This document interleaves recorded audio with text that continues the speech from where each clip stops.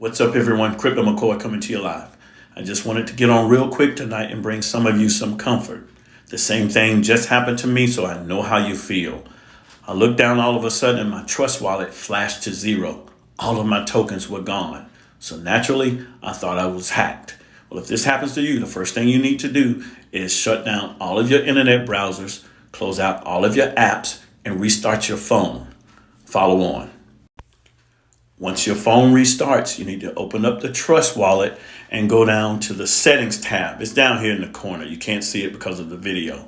And once settings opens up, you'll see these selections. You need to select preferences.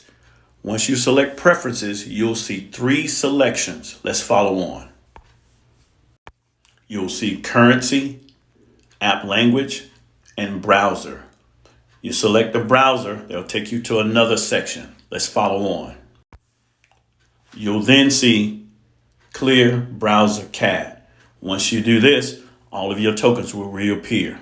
So you can rest in the process. Get in, get it done.